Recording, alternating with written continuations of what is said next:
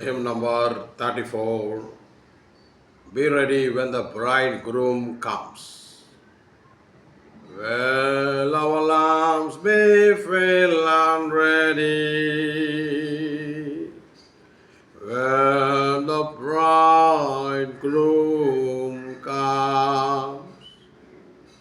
And our lights be clear and steady. When the bridegroom comes, in the night, that solemn night, will all lamps be burning bright. When the bridegroom comes, oh, be ready, oh, be ready, oh, be ready. When the bridegroom comes, oh, be ready, oh, be ready, oh, be ready. When the bridegroom comes, shall we hear a welcome sounding when the bridegroom comes, and a shout of joy resounding when the bridegroom comes. In the night, that solemn night, will our lamps be burning bright. When the bridegroom comes, oh, be ready, oh, be ready, oh, be ready. When the bridegroom comes, oh, be ready, oh, be ready, oh, be ready. When the bridegroom comes, don't delay our preparation till the bridegroom comes. Lest there be a separation when the bridegroom comes. In the night, that solemn night, will our lamps be burning bright when the bridegroom comes. Oh, be ready, oh, be ready, oh, be ready when the bridegroom comes. Oh, be ready, oh, be ready, oh, be ready when the bridegroom comes. It may be time of sorrow when the bridegroom comes. If our oil we hope to borrow when the bridegroom comes. In the night, that solemn night, will our lamps be burning bright. When the bridegroom comes, oh, be ready, oh, be ready, oh, be ready. When the bridegroom comes, oh, be ready, oh, be ready, oh, be ready. The bridegroom comes. Oh, there'll be a glorious meeting when the bridegroom comes. And hallelujah, greeting when the bridegroom comes. In the night, that solemn night, when our lamps are burning bright, when the bridegroom comes, oh, be ready, oh, be ready, oh, be ready. When the bridegroom comes, oh, be ready, oh, be ready, oh, be ready. When the bridegroom comes, oh, there will be a glorious meeting when the bridegroom comes. And hallelujah, greetings when the bridegroom comes. In the night, that solemn night, with our lamps all burning bright, when the bridegroom comes, oh, be ready, oh, be ready, oh, be ready. The bridegroom comes, oh, be ready, oh, be ready, when the bridegroom comes.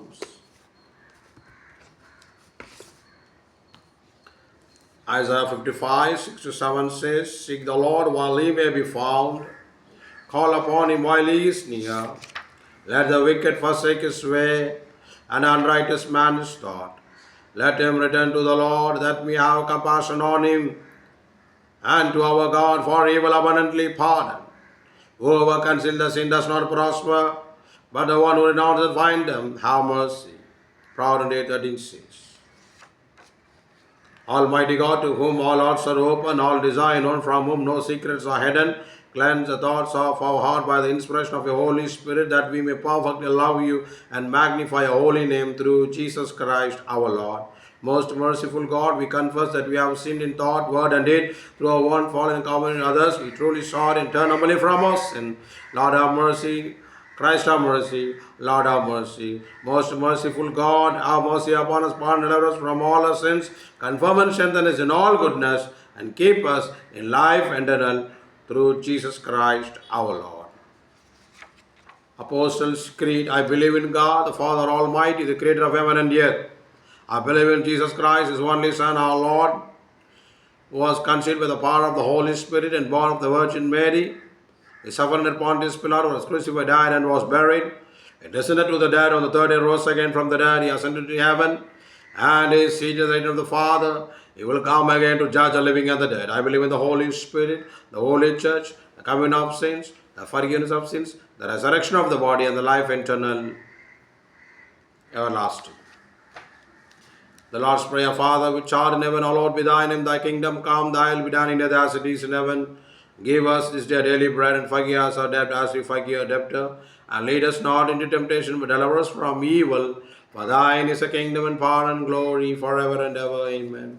Father, Son, Holy Spirit, I humbly come to your presence, Father. By the blood of your Son, Lord Jesus Christ, forgive, cleanse, wash all my needs. Consecrate me now to thy service, O Lord, by the power of grace divine. Come to the Father through Jesus the Son, and give him the glory, great thing he has done for me. Praise the Lord Jesus Christ. Victory in the blood of Jesus Christ. Jesus, Father, have mercy on me. Jesus, Father, give grace to me. My Lord Jesus Christ, give your anointing. My Lord Jesus Christ, give your holiness. My Lord Jesus Christ, give your humbleness. My Lord Jesus Christ, give your strength. My Lord Jesus Christ, give your power. My Lord Jesus Christ, give your glory. My Lord Jesus Christ, give your wisdom. My Lord Jesus Christ, give your beauty. King of kings, the Lord of lords, Jesus Christ. Jesus, Father, make me worthy to sign. The blood of Jesus Christ, His Son, cleanse me from all sin. And, O Israel, the Lord our God, the Lord is one, the Holy One of Israel. Arise and shine, O Lord, ark of thy strength. Holy, holy, holy, Lord God Almighty. Holy, holy, holy, Lord Jesus Christ. Holy, holy, holy, Lord Holy Spirit. Holy, holy, holy, Lord of hosts. Lord Jesus, bless me with the earthly blessing. Lord Jesus, bless me with spiritual blessing. Lord Jesus, bless me with the heavenly blessings. Jesus, Father, give you grace to do your will. Jesus, Father, give you grace to see your face. Jesus, Father, make me worthy to Zion. Kalvari சிலுவையில் எனக்காக சிந்தப்படானவராக இயேசு கிறிஸ்துவின் ரத்தமே. Today's Bible reading, Genesis chapter 34. And Dinah, the daughter of Leah, which she bare unto Jacob, went out to see the daughters of the land. And when Shechem, the son of Hamor, the Hittite, prince of the country, saw her, and took her, and lay with her, and defiled her. And the soul clave unto Dinah, the daughter of Jacob, and loved the damsel, and spake kindly unto the damsel. And Shechem spake unto his father Hamor, saying, Get me this damsel to wife. And Jacob heard that he had defiled Dinah's daughter. Now his sons were with his cattle in the field, and Jacob held his peace until they were come.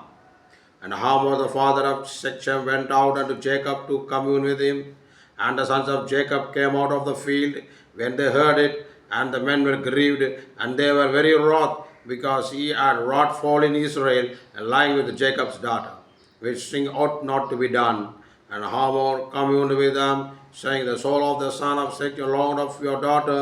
I pray you, give her him to wife, and make ye marriages with us, and give your daughters unto us, and take our daughters unto you.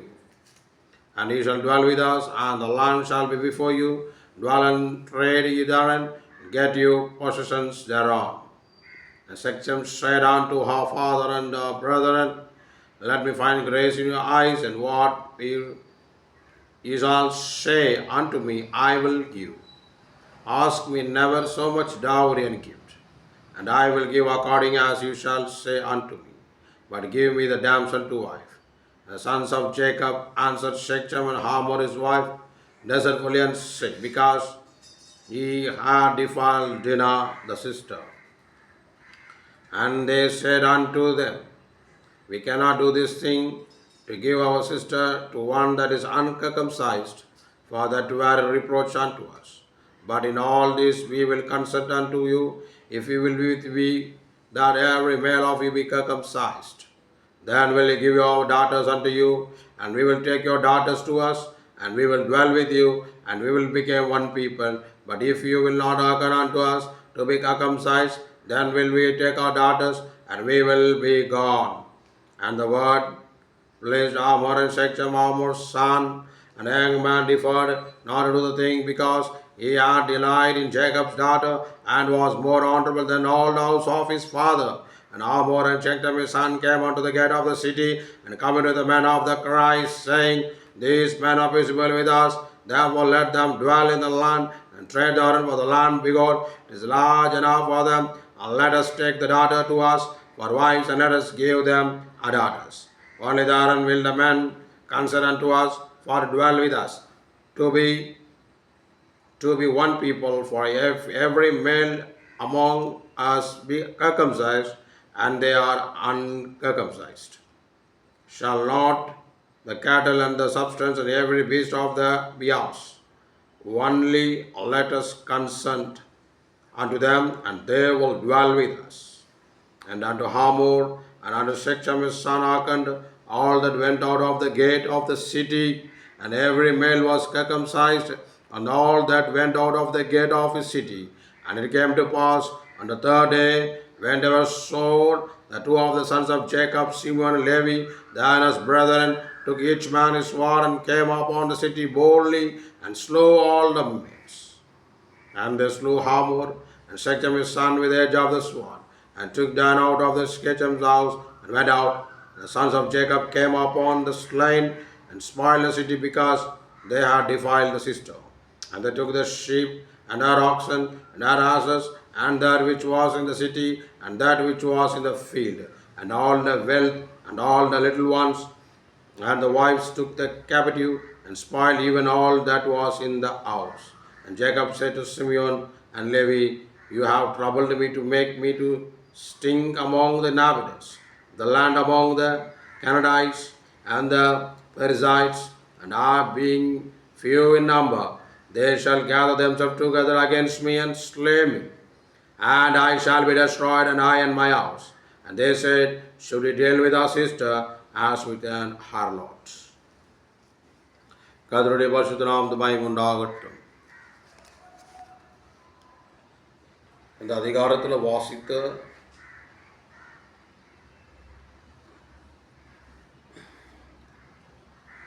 அதிக 34ஆம் அதிகாரம் ஆதியாகமும்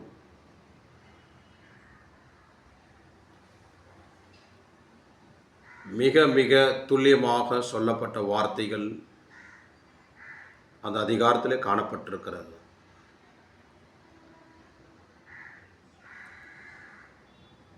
தீனா, யாக்கோபுக்கு மொத்தம் 12 பிள்ளைகள் காணப்பட்டார்கள், ஒரே ஒரு பெண் பிள்ளை.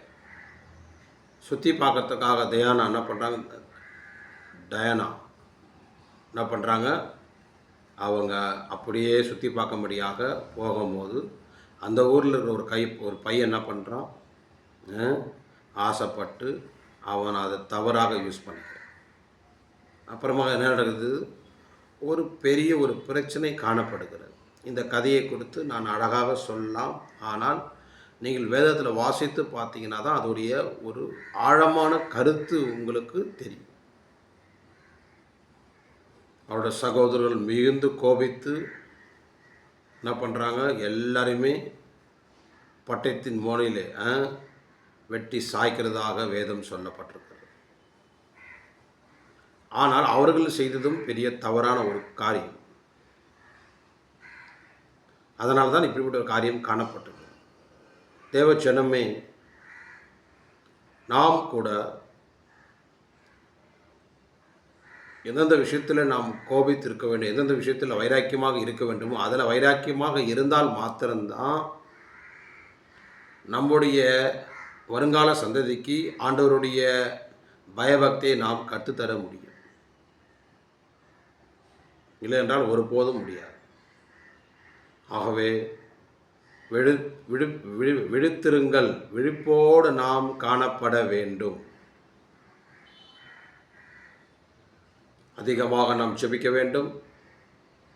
இரக்கத்தை நாம் பெற்றுக்கொள்ள வேண்டும். இயேசு கிறிஸ்து நமக்காக வானத்திலிருந்து இறங்கி வந்த ஜீவ அப்பமாக இருக்கிறார். பரிசுத்த பவுல் அவர் என்ன சொல்கிறார்? சபை குறித்து வைராக்கியம் எனக்குள்ளே காணப்பட்டது. இதே வைராக்கியம் தான் எங்கே காணப்பட்டது? யாக்கோபினுடைய பிள்ளைகள் மத்தியில் காணப்பட்டது. என் சகோதரியை என்ன பண்ணாங்க? அவர்கள் தீட்டுப்படுத்திட்டாங்க, கரப்படுத்திட்டார்கள் என்ற கோபம் அந்த நாட்களில் அப்படியாக அவர்கள் காணப்பட்டார்கள். இது ஆவிக்குரிய வெளிப்பாடாக நாம் எடுத்துக்கொள்ள வேண்டும். மாம்சத்தில் நாம் வெளிப்படுத்தக்கூடாது, ஆவிக்குரிய விதத்தில் நாம் எடுத்துக்கொள்ள வேண்டும். கர்த்தருடைய பரிசுத்த நாமத்துக்கு மகிமை உண்டாகட்டும். ஆண்டவராக இயேசு கிறிஸ்து நமக்காக வானத்தில் இறங்கி வந்த ஜீவ அப்பமாக இருக்கிறார். அந்த அப்பத்தை அதிகமாக நாம் விசுவாசிக்க வேண்டும். இரத்தத்தினால் என்ன பண்ண வேண்டும்? நம்மளை கழுவி நம்மளை பரிசுத்தப்படுத்த வேண்டும். அவருடைய வைராக்கியத்தினாலே நாம் நிரப்ப வேண்டும். உதாரணமாக நாம் இப்போ இங்கேருந்து ஒரு ஊருக்கு போகிறோம். உதாரணத்துக்கு இப்போ சென்னையிலிருந்து நம்ம எங்கே போகிறோன்னு வச்சிங்கன்னா, சென்னையிலேருந்து ஒரு நேபாளுக்கு போகிறோன்னு வைத்துக்கொள்ளுங்க, இல்லைனா பாம்பேக்கு போகிறோன்னு வைத்துக்கொள்ளுங்க. அந்த ட்ரெயின் பயணம் எத்தனை நாள் பயணம் போகிறதோ அத்தனை நாளும் நம்ம ட்ரெயினில் என்ன பண்ணணும்? நாம் அமர்ந்திருக்க வேண்டும். அந்த ட்ரெயினில் சொல்லியிருப்பார்கள் 2 நாள் ஆகும் போய் சேர்கிறதுக்கு. நான் இல்லை, நான் அரை மணி நேரத்தில் போய் சேர்ந்துடணும். சேர முடியுமா? முடியாது. அப்போது 2 நாளாக அந்த அந்த அந்த ட்ரெயினில் நாம் பயணம் பண்ணி தான் அந்த இடத்துக்கு போய் நாம் சேர முடியும். அதே போல தான் ஆவிக்குரிய ஜீவியத்தில் கூட சரி, நாம் தேவ சமூகத்தில் நாம் ஆழமாக தொடர்ந்து அவருடைய சமூகத்தில் தரித்திருக்க வேண்டும். அதான் வைராக்கியத்தை வெளிப்படுத்துவது. அப்போது மாத்திரம்தான் நாம் தேவனுடைய ஆசீர்வாதத்தை பெற்றுக்கொள்ள முடியும்.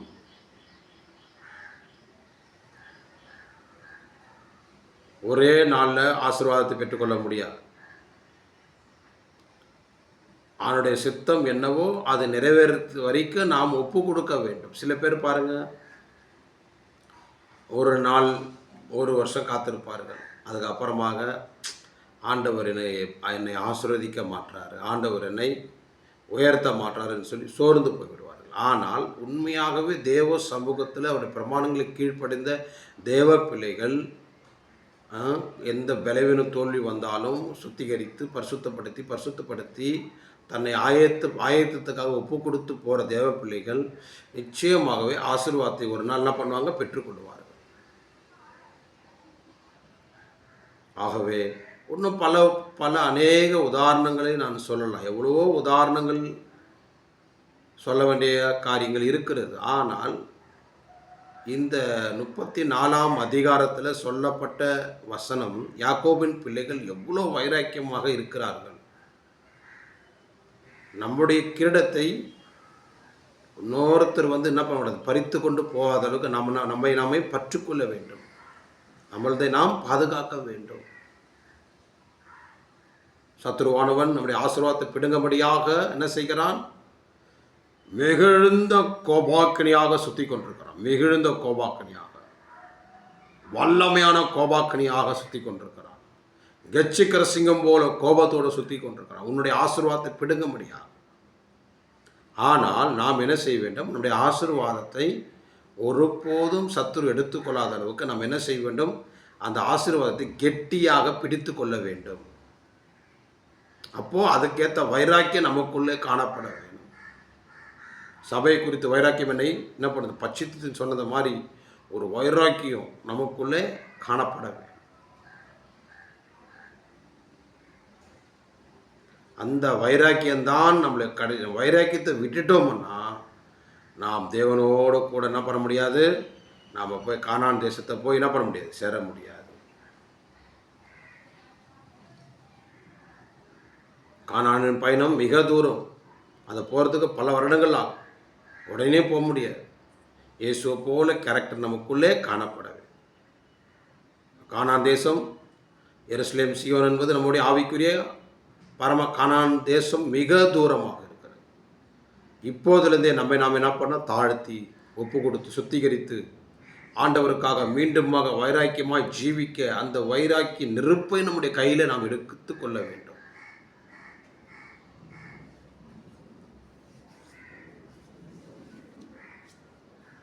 அதனுடைய பரிசுத்த நாமத்து மகிமை உண்டாகட்டும். ஆகவே ஒருபோதும் சோர்ந்து போக வேண்டாம். ஆபத்து காலத்தில் சோர்ந்து போவானால் உன் பலன் குறுகிட்டது என்று சொல்லப்பட்டது. ஆகவே இயேசு கிறிஸ்துவனுடைய இரக்கத்தை, அவருடைய அபிஷேகத்தை, அவருடைய தயவை நாம் நோக்கி பார்க்க பார்க்க கத்தர்காய் காத்திருக்கிறோ புது பலன் அடைந்து கழுகுகளை போல சட்டைகள் எடுத்து எழும்புவார்கள் என்று சொல்லப்பட்டிருக்கிறது. அப்போது கழுகுகளை போல நம்முடைய சட்டைகளை எழும்ப வேண்டும் என்றால் அவருடைய சமூகத்தில் அதிகமாக நாம் காத்திருக்க வேண்டும். இது வீட்டில் போய் ஆதியாகமம் 34ஆம் அதிகாரத்தில் வாசிச்சிங்கன்னா தெரியும். முதல்ல விருத்தசேதனம் பண்ணுங்கன்னு சொல்கிறாங்க, அதுக்கு அவங்க கேட்கல, அப்புறம் ஒத்துக்கிறாங்க. அப்புறமா என்ன பண்ணாங்க, அவங்க கலகத்தில் இருக்கும்போது, மயக்கத்தில் இருக்கும்போது இவங்க என்ன பண்ணாங்க, உள்ளே போந்து எல்லாரையும் வெட்டி போட்டு என்ன பண்ணுறாங்க, மீண்டுமாக என்ன பண்ணுறாங்க, அவனுடைய சகோதரியை கூட்டு வந்துட்டாங்க. ஏன்னா அவர்கள் செய்தது தவறு. அந்த தவறுக்கத்த தண்டனையை என்ன பண்ணும், அவர்கள் பெற்றுக்கொள்ள வேண்டும் என்று நோக்கமாக இருக்கிறது. ஆனால் இது ஒரு பகுதி.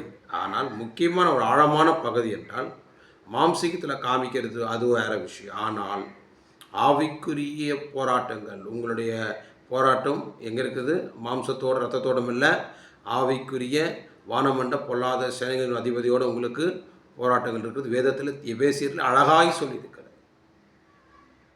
அப்படிப்பட்ட காரியத்தை நாம் பெற்றுக்கொள்ள வேண்டும். இயேசு கிறிஸ்து மிக சீக்கிரமாக வரப்போகிறார். அவருடைய வருகைக்கு நாம் ஆயத்தமாக நாம் மாற வேண்டும். ஆண்டவரே, உடைய வருகைக்கு நான் ஆயத்தமாக மாற வேண்டும் என்றால் எனக்குள்ள ஒரு வைராக்கியம் காணப்படாது. என்ன வைராக்கியம்? ஆவிக்குரிய வைராக்கியம். மாம்சத்துக்குரிய வைராக்கியம், குத்துறது, திட்டுறது, அடிக்கிறது, அது இல்லை. ஆவிக்குரிய ஜீவியத்தில் அவருடைய சாயலை நாம் பெற்றுக்கொள்ள வேண்டும். அப்பொழுது பெரிய ஒரு ஆசீர்வாதத்தை நாம் பெற்றுக்கொள்கிறோம். இன்றைக்கு உலகத்தில் யோசித்து பார்த்தீங்கன்னா அநேகர் மரித்து கொண்டே போகிறார்கள். எங்கே பாரு மரணம் மரணம் மரணம், மரணம் இல்லாத நாளே கிடையாது. போன வருஷம் இந்த நாள் இங்கே பெரிய பெரம்பூரில் பெரிய சம்பவம் நடந்தது. அப்போது எங்கே பாரு மரண செய்திகள் ஆக போய் கொண்டிருக்கிறது. ஆனால் ஆண்டவருடைய இரக்கம், கிருபை இம்மட்டமாக நம்முடைய ஜீவனோட கர்த்தர் நம்மளை பாதுகாக்கிறார். கர்த்தருடைய பரிசுத்த நாமத்துக்கு மகிமை உண்டாகட்டும். தேவ ஜனங்கள் தேவனுடைய சமூகத்தில் முழங்கால் பட்டிட்டு கர்த்தரை நோக்கி கூப்பிடுங்க. ஆண்டவரே, எனக்கு செவி கொடுங்கப்பா. இயேசு ராஜா, எனக்கு ஒரு விஷயம், எனக்கு இந்த பிரச்சனையிலிருந்து விடுதலை தாங்கப்பான்னு சொல்லி கர்த்தரிடத்தில் நீங்கள் எவ்வளவு வைராக்கியமாக ஜெபிச்சிங்கன்னா ஜெபிக்கிற தேவ பிள்ளைகள் ஜெயிப்பார்கள். சத்துருவின் வல்லமையை கர்த்தர் என்ன பண்ணுவார், உன் பாதங்கீழே போடுவார். நீங்கள் சங்கீதம் 110ஆம் சங்கீதத்தில் வாசிச்சிங்கன்னா தெரியும். என் ஆண்டவன் நோக்கி என் பாதவை அடைக்க வரைக்கும் என்ன பண்ணுங்கள்.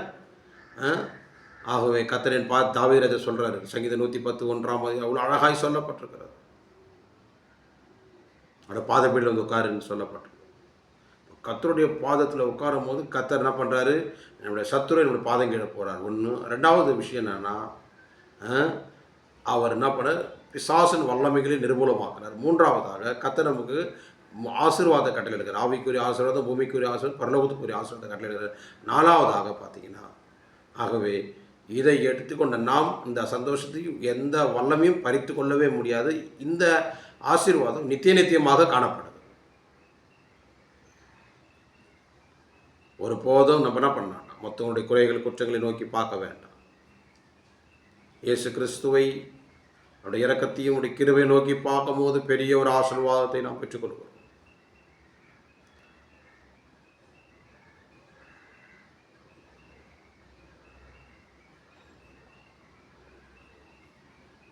பாருங்க, உதாரணமாக நான் ஒரு காரியம் சொன்னேன்.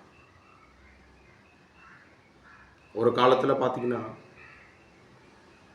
ஒரு பழத்தை சாப்பிட்டாலே நமக்கு ஒரு பசி என்ன பண்ணாது, பசி எடுக்காது, நல்லா ஜம்முன்னு இருக்கும். ஆனால் இந்த நாட்களில் பார்த்தீங்கன்னா ஒரு பழத்தை நீ வாங்கி சாப்பிட்ட உடனே பயங்கரமாக பசிக்க ஆரம்பிக்குது. ஒரு ஆகாரம் சாப்பிட்டு முடிச்ச பிறகு மறுபடியும் பசிக்க ஆரம்பிக்குது. ஏன் அப்படின்னா, அந்த காலத்தில் காசு கம்மியாக இருந்தது, ஆகாரத்தில் சத்து அதிகமாக இருந்தது. ஆனால் இந்த நாட்களில் காசு அதிகமாக இருக்குது, சத்து கம்மியாக இருக்குது. ஏனென்றால் மருந்து, அதே போல் சரியான மழை இல்லை, சில இடங்களில் மழை கிடையாது, சில இடங்களில் என்னது ஏதோ வெள்ளங்கள் அழிஞ்சு போகுது. இப்படி என்னென்னமோ நடந்து கொண்டிருக்கிறது. ஆனால் நாம் பற்றி கொண்டது என்னென்றால், இயேசு கிறிஸ்துவனுடைய வெளியேறப்பட்ட ரத்தத்தை, அவர் அபிஷேகத்தையும் கிருபையும் உபதேசத்தையும் நாம் பற்றி கொள்ளும் போது ஆண்டவர் நமக்கு நல்ல ஞானத்தை அறிவை தந்து நம்மளை என்ன பண்ணுறாரு, உள்ளான மனுஷனை பலப்படுத்துகிறார். நான் அதான் சொன்னேன், அந்த நாட்களில் பரிசுத்தவான்கள்லாம் பயங்கரமாக ஜெபிப்பார்கள். ஜபம் என்றால் சாதாரண ஜபம் அல்ல. 5 மணி நேரம் 6 மணி நேரம் 7 மணி நேரம் 8 மணி நேரம் ஜபம் பண்ணி கொண்டு இருப்பார்கள். இந்த நாட்களில் பார்த்தீங்கன்னா ஜபிக்கிறதுக்கு ஆள் இல்லாமல் போய்விட்டது. கர்த்தருடைய பரிசுத்த நாமத்துக்கு மகிமை உண்டாகட்டும். ஆண்டவராக இயேசு கிறிஸ்து அதி சீக்கிரத்தில் வரப்போகிறார். மத்திய வானத்தில் ஆகாயத்தில் வருகிற நாம் ஆயத்தமாக நாம் காணப்பட வேண்டும் என்றார். நம் உள்ளான மனுஷனை மாம்சத்தில் சாப்பிட்டு பலப்படுத்த நான் சொல்ல வரல, உள்ளான மனுஷனை நாம் பலப்படுத்த வேண்டும். அப்பொழுது பெரிய ஒரு ஆசீர்வாதத்தை நாம் பெற்றுக்கொள்கிறோம். உள்ளான மனுஷன் எவ்வளவாக பலப்படுறானோ அது எந்த வல்லமையும் நம்மளை மேற்கொள்ள முடியாது, எந்த சத்துருவும் நம்மளை மேற்கொள்ள முடியாது. எல்லா சத்துருவும் என்ன பண்ணாரு, கர்த்தர் நம்முடைய பாதத்துக்கு கீழே கொண்டாந்து போடுவார். ஆகவே தொடர்ந்து வேதத்தை வாசிக்க கர்த்தர் நமக்கு கிருபை தருகிறார். ஜபம் மூலியமாக கிருபை தருகிறார், பாடல்கள் மூலியமாக கிருபை தருகிறார். உங்களுக்கு பாட ராகம் தெரியலனா கூட கவலைப்படாதீங்க. எப்படி பாடணும்னு தோன்றதோ உங்கள் ராகத்தில் சொந்தமாக பாடுங்க. ஆண்டவர் அந்த வார்த்தைகளை கேட்குறாரு. மனுஷன் முகத்தை பார்க்க, கர்த்தர் இருதயத்தை பார்க்குறார். இந்த ராகம் தப்பு, இப்படி பாடக்கூடாது, அதெல்லாம் கிடையாது. உனக்கு பாடணும்னு நினச்சா உன்னோட ராகம் ஏதாவது ஒன்று இருக்கும், அதை வச்சு பாடு. ஆண்டவரை மகிமைப்படுத்து. இந்த வாயை கொடுத்த ஆண்டவர் எவ்வளோ ஆகாரம் சாப்பிட்ருப்போம். அந்த வாயில் என்ன பண்ணு, இயேசு ராஜா உம்மை துதிக்கிறோம், வணங்குகிறோம், போற்றுகிறோம் என்று ஆண்டவரை துதிக்க கனப்படுத்த பெரிய ஒரு ஆசீர்வாதத்தை நாம் பெற்றுக்கொள்கிறோம். கண்களை மூடுவோமாக, ஜெபிப்போமாக.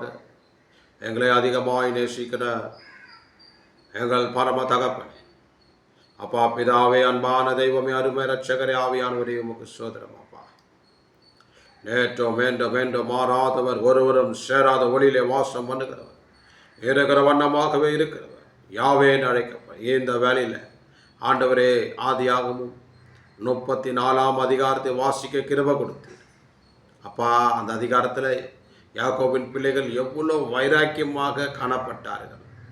அதே போல அது பழைய ஏற்பாட்டு சபை, புதிய ஏற்பாட்டில் ஆண்டவரே எங்களுக்குள்ள வைராக்கியம், பரிசுத்தமாய் ஜீவிக்க, தேவனுக்காக நிற்க, அந்த பாவத்தின் வல்லமை எங்களை மேற்கொள்ளாதவர்களுக்கு பாவத்துக்கு எதிர்த்து நிற்க எங்களுக்கு விசேஷ கிருபை தரபடியாய் ஜெபிக்கிறோம். எங்களுக்கு விரோதமாய் போராடுகிற எல்லா அந்த வல்லமை, சத்துருவின் வல்லமை, பிசாசின் வல்லமை இயேசு கிறிஸ்துவின் நாமம் நிர்மூலமாக இரத்த கோட்டைகள் வேலெடுத்து பாதுகாத்துக் கொள்ளுங்க.